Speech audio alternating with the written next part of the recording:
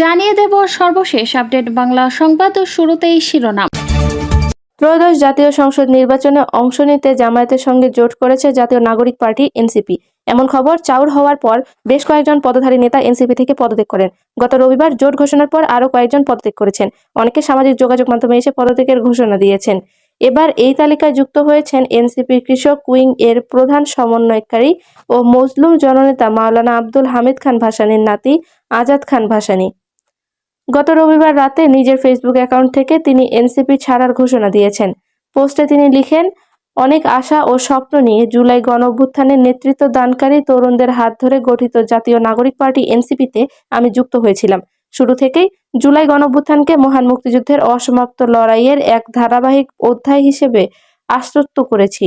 53 বছরের পুঞ্জীভূত বৈষম্য, শোষণ ও বাঞ্ছনার বিরুদ্ধে নতুন বাংলাদেশ বিনির্মাণের সংগ্রামে নিজেকে সম্পৃক্ত রাখাই ছিল আমার সেই পথ চলার প্রেরণা।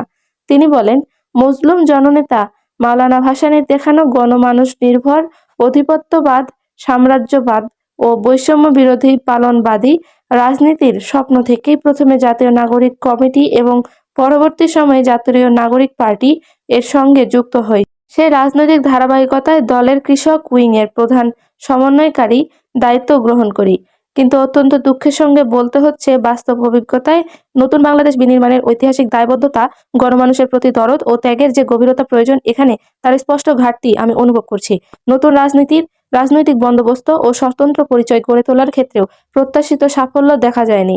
আজাদ খান ভাসানী আরও লেখেন, এই বাস্তবতায় বেশ কিছুদিন ধরে সরাসরি সক্রিয় না থেকেও দলটির সঠিক রাজনীতি ও সাফল্য কামনা করে গেছি। তবে বর্তমান প্রেক্ষাপটে মহান মুক্তিযুদ্ধ ও জুলাই গণঅভ্যুত্থানের ঐতিহাসিক দায়বদ্ধতা ও মাওলানা ভাসানীর রাজনৈতিক আদর্শের পক্ষাবলম্বী আমার কাছে সর্বাধিক গুরুত্বপূর্ণ হয়ে উঠেছে। সেই দায় ও আদর্শের প্রতি অবিচল থাকতেই জাতীয় নাগরিক পার্টির সঙ্গে আমার আনুষ্ঠানিক সম্পর্কের বিচ্ছেদ সিদ্ধান্ত গ্রহণ করেছি।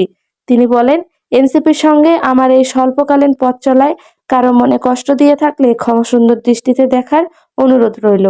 তারুণ্যের অভিযাত্রী দলটির প্রতি রইল আন্তরিক শুভকামনা। গণমানুষের রাষ্ট্র বিনির্মাণের সংগ্রামে তারা যেন সঠিক পথ খুঁজে পায়, এই প্রত্যাশায় থাকলো।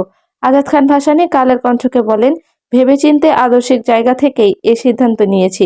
কিছুদিন যাবৎ অবজার্ভ করছিলাম, তাদের জন্য শুভকামনা রইল। উল্লেখ্য, গত 6 সেপ্টেম্বর এনসিপির কৃষক উইং এর প্রস্তুতি কমিটির প্রধান সমন্বয়কারী করা হয়েছিল আজাদ খান ভাসানীকে।